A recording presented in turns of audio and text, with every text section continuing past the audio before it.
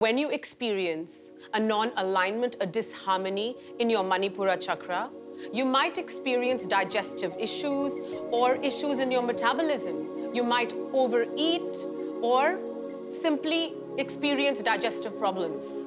And non-physically, you might confront unfounded fears. You might feel insecure baselessly. Let's come into our healing practice for the Manipura chakra as we come through the mudra, the meditation, and the mantra for this chakra. Ram, ram, ram, ram, ram.